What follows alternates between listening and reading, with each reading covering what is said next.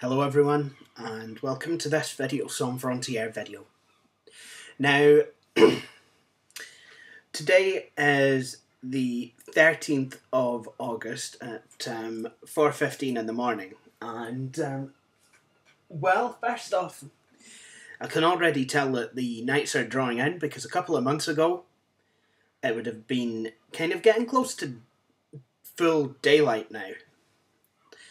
But I have had a really awful week and weekend. My depression has been really, really bad. And unfortunately,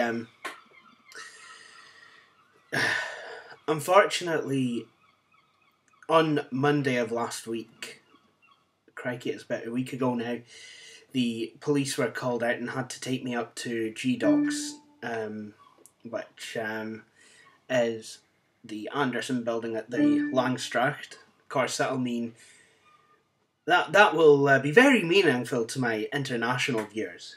Of course, you all know what the Langstracht is. How can you not know? Nah, kidding on. But I mean, I've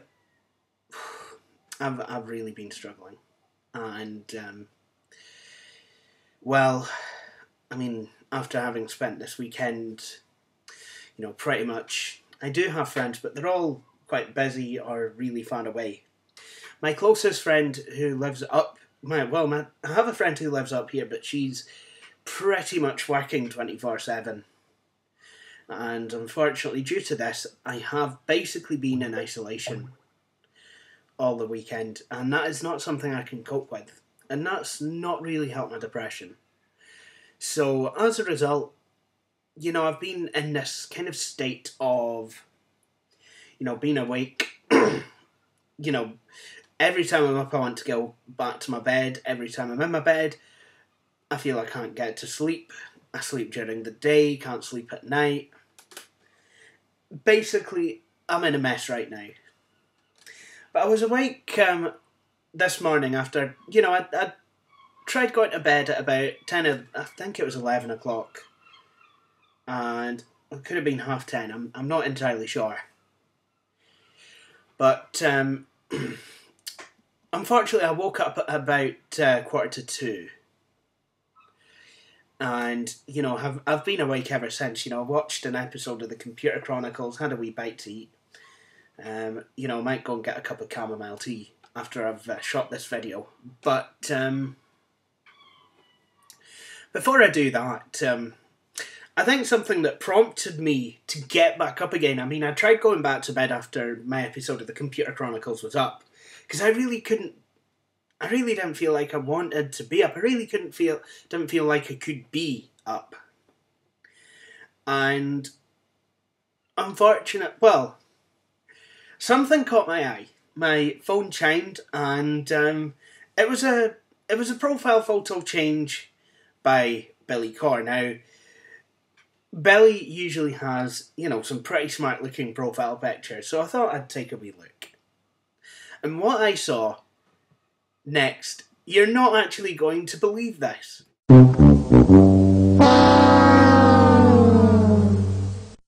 No, you do not need to adjust your computer monitor here. What you are looking at is Billy Corr on his bed with a desktop computer on his knee.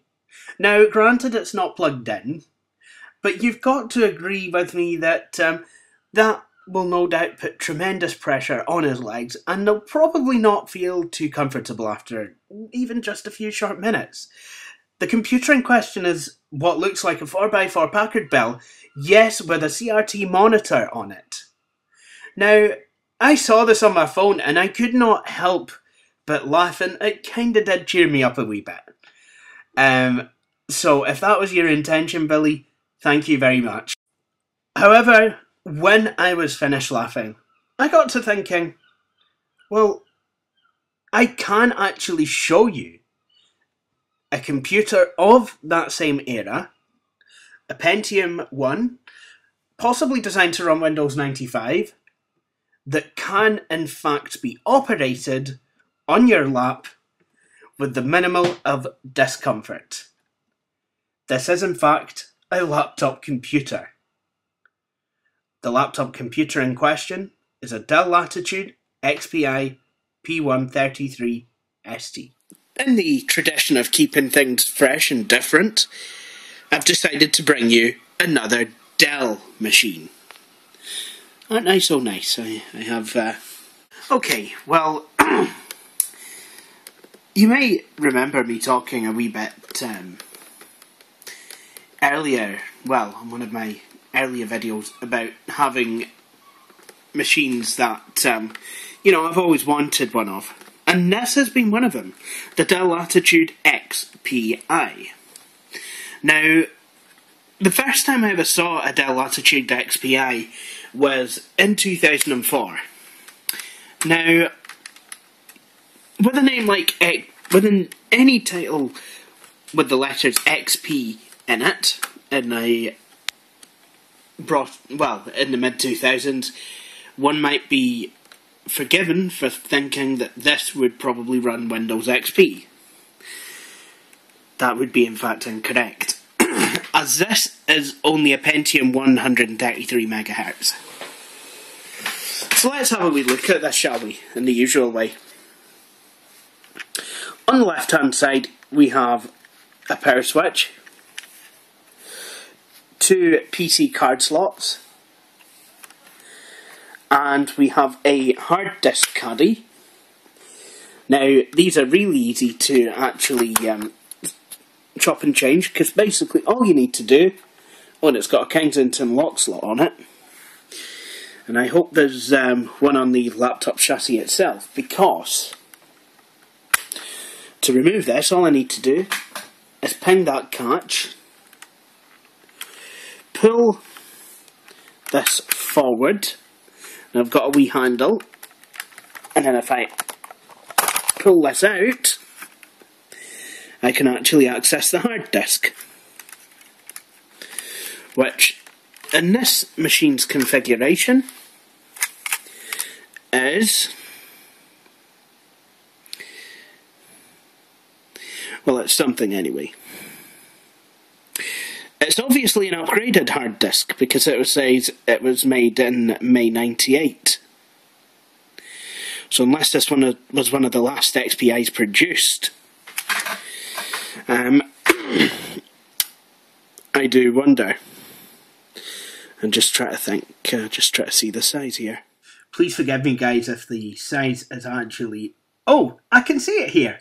It says 3250 megabytes, which basically makes it a 3.2 gigabyte hard disk. As you know, my eyesight is an epic fail. I'd like to take this time also, while I'm in voiceover mode, to apologise for the shakiness. Unfortunately, that's one of the many quirks of Asperger's, that I do find it difficult to hold a phone camera steady, and unfortunately I have no money with which to buy a candy ham, copyright UXW Bell 2012, and a tripod. Anyway, back to it. That's me kind of clipping the hard disk back inside the Dell Latitude. Come on, Jay, you can do it. Come on. Yep, that's right. Come on, Jay. A brilliant idea. Come on, people have got lives here. That's went well, hasn't it? Come on. Enough of the filming of the computer. Okay, so basically what you do is you just kind of push it in there like that. Well done, Jay. And now you do up the catch, and then bing! There we go. On this. And then putting the catch back. There's also another latch. Not entirely sure what that's for. Maybe it's for maintenance. There's another one here, so maybe it's one of these machines that you're supposed to be able to open up. at the palm rest. Then there's a 1.44 megabyte floppy drive. And then on the right hand side, we have sound capability in this machine, headphone line in and microphone, and an infrared port, and a battery compartment. And on the back, we have all the I/O parts protected by a nice wee flap, and a wee key which shows us we have a printer port, IEEE 1284, serial RS232, PS2 mouse and keyboard, VGA, and in here we have a docking station port, and I have reason to believe the cover fell off. The front fell off. And then we have the Dell Latitude XPi powered adapter, which is slightly different from, even though it looks very similar to CP powered adapters, it adds these two notches which can cause trouble. Now, this machine was powered on and working in the eBay ad, but the seller chose not to sell the machine complete with the powered adapter because they said that there would be plenty of powered adapters available for this machine. Yeah, right. In the same way that David Cameron cares about people with disabilities, which he doesn't at all. What I've had to do, I did try buying a powered adapter, but I realised that it was for a cigarette lighter. Now luckily, the bit that will fit into the Dell Latitude XPi was, in actual fact, a converter. Well, it clipped on to any standard, I believe it is 19 volt jack. Now, as far as 19 volt power supplies are concerned, I have this one from the Packard Bell Easy Note, the Celeron 366, and I was able to plug this into the end of this. And I have had this up and working before, and it has worked, so let's plug it in and power her on.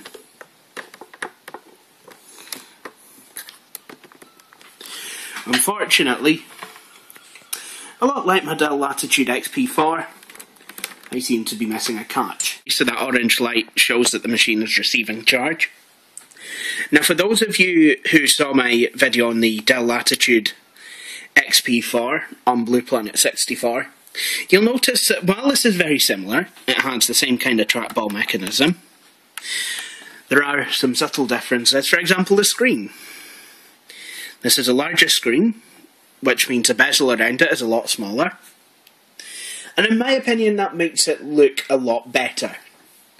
I'm not too sure how keen I am on laptops which have only a small screen filling quite a big bezel. I don't know, yeah. But then again, I mean, obviously screens are expensive. And if you're going to have the bezel the same size as the screen, well, you'd end up with a really tiny keyboard. Okay, so let's power this up. I do believe I formatted this machine. It was running Windows 98. Heaven only knows why. Invalid configuration, please run setup program, which is nice. Let's see if I can turn up the brightness. Okay, well the brightness is not going up. Now, Dell have been using the same BIOSes on their Latitude laptops, it seems forever. This is a 133 megahertz, and it's actually a 3.2 gig hard disk drive, which is very nice. So this has obviously definitely at some point in its life been updated. And of course it thinks it's July the 2nd, 1997. Which means that either the BIOS has been upgraded, or this machine was one of the later models.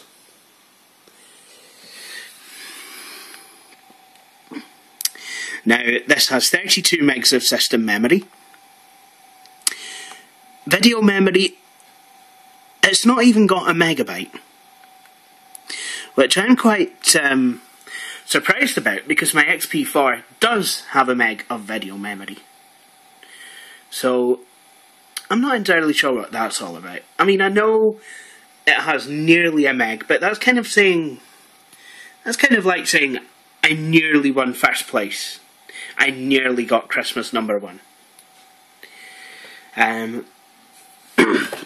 But then again, having said that, I have always wanted one of these laptops, and let's not start nitpicking. So I'm pretty sure there's someone who would probably love to have a machine which has got nearly a meg of video memory. You know? It is 896 kilobytes more of video memory in a Dell Latitude XPi I had before I bought this, so yeah.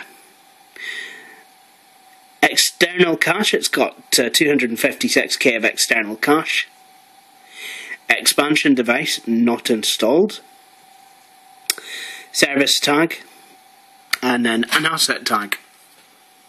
133 MHz, diskette first. So it'll either boot from the floppy disk or the hard disk. Infrared.